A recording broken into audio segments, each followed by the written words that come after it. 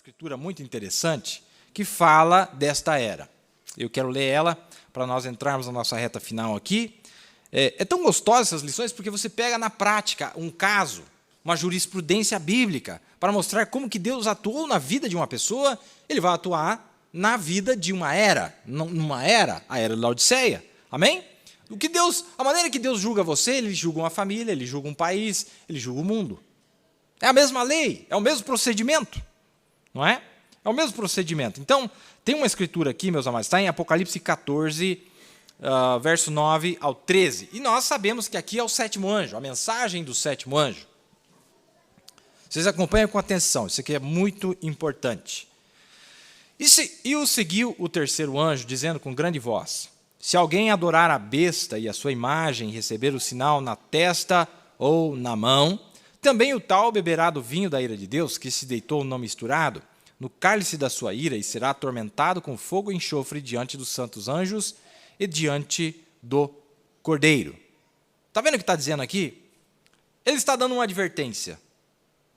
Olha, se vocês adorarem a besta, a sua imagem, receber o sinal na testa ou na mão, o que vai acontecer? O tal beberá do vinho da ira de Deus, que se deitou sem mistura, não é dosado não, é puro, no cálice da sua ira, e será atormentado com fogo e enxofre diante dos santos anjos e diante do Cordeiro.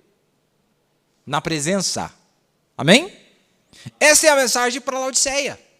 Vocês sabiam? Porque o terceiro anjo é o sétimo anjo, é a mensagem do sétimo anjo. Vai ser uma coisa terrível, ele está dizendo assim, olha, se vocês adorarem a besta, ou a imagem da besta, vocês vão ser julgados diante dos anjos, diante do Cordeiro e diante dos anjos. E nós vamos ver que é perfeito, porque quando Deus estava julgando o jovem rico, Deus estava fazendo aquilo na presença de Abraão. Abraão estava olhando a pena que havia, a sentença que havia sido passada sobre o jovem rico. Por isso que a história do jovem rico é um perfeito paralelo com a era de Laodiceia. Nós estamos vendo aqui. E a Bíblia já está nos advertindo, esse sétimo anjo está nos advertindo, dizendo, olha, vai ser julgado na presença dos santos anjos e diante do Cordeiro. Amém? Sabe, irmãos, uma coisa interessante que a mensagem abriu para nós, e sempre foi um grande mistério. Como que será revelada a ira de Deus? E parte dessa grande verdade é dizer que a ira de Deus será manifestada através de Moisés e Elias. Mas lá no capítulo 15 de Apocalipse, a Bíblia disse que a ira de Deus vai ser despejada através dos seus santos anjos. Vocês entendem? Vocês estão fazendo a conexão? Aí, a revelação da ira de Deus será manifestada através dos seus santos anjos. Claro, meus amados. Claro. Deus é justo. E aqui o profeta vai dizer que o jovem rico, esse mendigo, né? Deixa eu ler aqui para vocês. E lá ficar, olha só que interessante, olha a justiça de Deus. Todo mundo quer justiça, não é, irmão? Todo mundo lá, os judeus lá debaixo do altar. Hoje mesmo o povo quer justiça, justiça, justiça. Mas tem uma justiça divina, tem uma justiça certa, com equidade. Tem uma justiça de Deus. E nós vamos ver que este mendigo, Lázaro, ele foi injustiçado. Injustiçado? Como assim? Claro, você não está sendo injustiçado aqui na era de Laodiceia? Irmão, tem agora o gênero que eles nem sabem o que é. Assim, tem lá o homem, tem a mulher, e tem mais um monte no meio que não sabe nem o que define aquilo lá. E ai daquele que falar uma palavra contra aquilo. É direito para tudo. Se a pessoa diz que vai virar um réptil, então ela tem direito de ser um réptil. E nós, que direito que nós temos, irmão? Que nós não podemos mais ser crente. Que nós não podemos ir num supermercado sem que aquele lixo daquelas músicas mundanas estão tocando. Cadê o meu direito? Cadê o meu direito? Cadê o meu direito de eu andar na rua e poder caminhar e não ter que ficar vendo coisas imundas, coisas impuras, quando eu estou tentando comer num restaurante? Cadê o meu direito? Cadê o meu direito das músicas, dos filmes, que minhas crianças, que nossos filhos são obrigados a... Cadê o meu direito? Então nós somos mendigos, nós não temos direito, tem que ficar implorando. Olha, por favor, professor, minha filha precisa usar uma saia. Tem que implorar lá para o professor, para o diretor, lá sei lá quem. Às vezes, pedir para alguém interceder, como o irmão estava me contando, mendigando. Só que esse quadro vai virar. Esse quadro vai virar.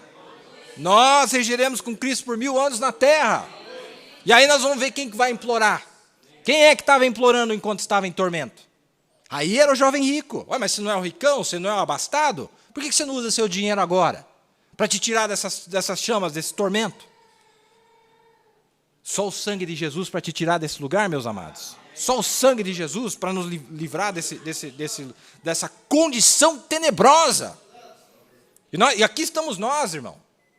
Não temos direito de nada.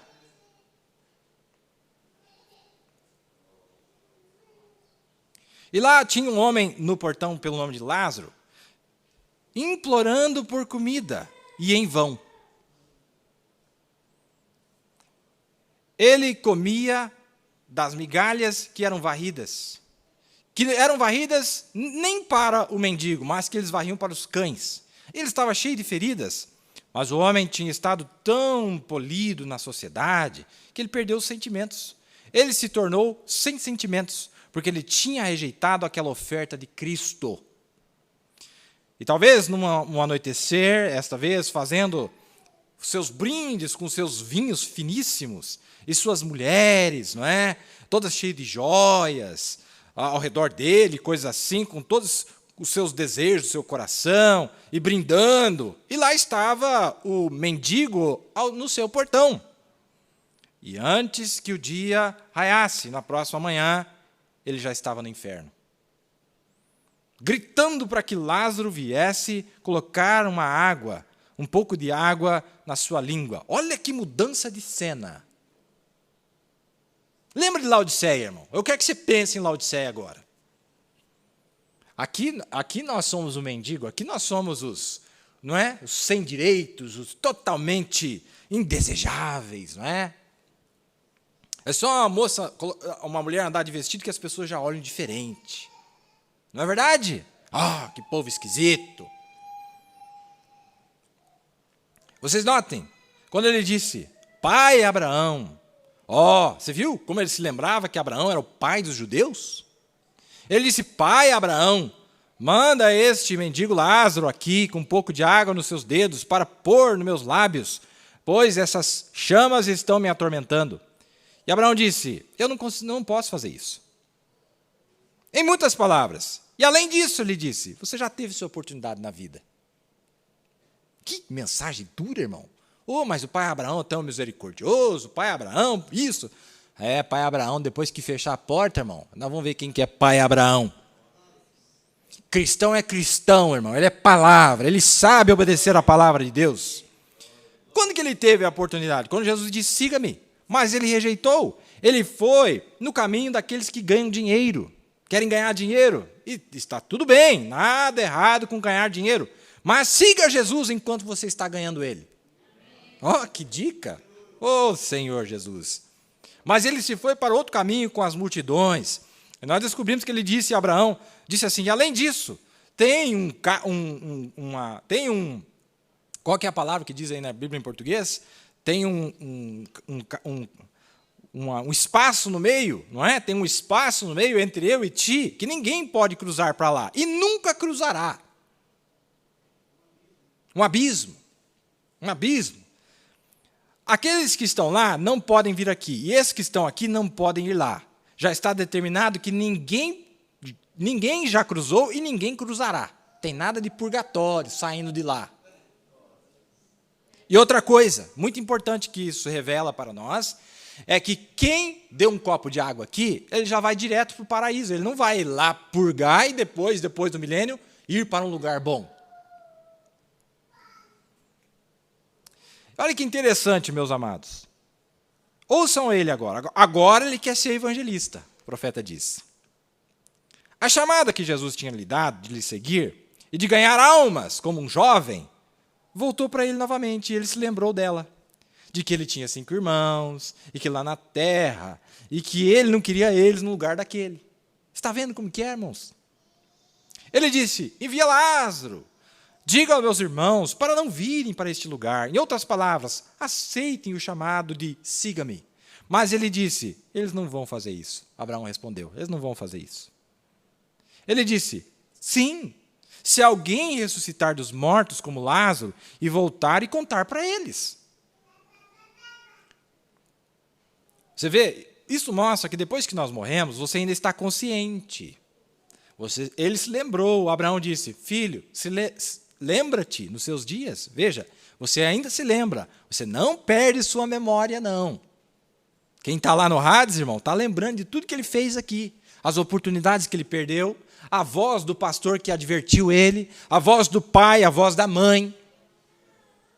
E as memórias que aquele homem poderia ter tido, e ainda no mesmo lugar, se lembrou da oportunidade de ter ouvido Jesus dizer, siga-me, mas ele havia seguido a pessoa errada, a multidão errada, ele entrou na multidão errada e foi para o lugar errado e terminou na eternidade errada, para ser aniquilado naquele dia de Deus para todo sempre. Jesus disse essas palavras memoráveis, ainda que alguém se ressuscitasse dos mortos e regressasse, contudo, eles não seriam persuadidos, porque eles já têm a lei de Moisés, e se eles não ouvirem isto, então eles não vão ouvir também alguém que se levanta dos mortos. Eles não serão persuadidos. Incrédulo é incrédulo aqui, é incrédulo em qualquer lugar. Incrédulo é incrédulo, não tem palavra, não tem Jesus, não tem nada que resolve. Se você tem a semente da incredulidade em você, você não vai crer. Você não vai crer. Por quê? Por quê? Por que a lei falava algo assim? A lei falava algo desse tipo? Sim. A lei dizia, a lei de Moisés, faça com os outros o que quer que os outros façam contigo. Ô, negocinho difícil, né, irmão?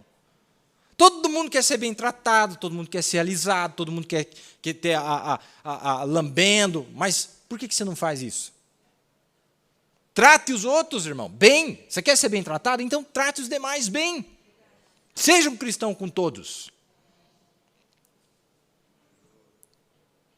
Coisa nojenta nessa era, tudo patota, né? Os ricos com os ricos, pobres com os pobres, não se misturam, isso não é de Cristo, não.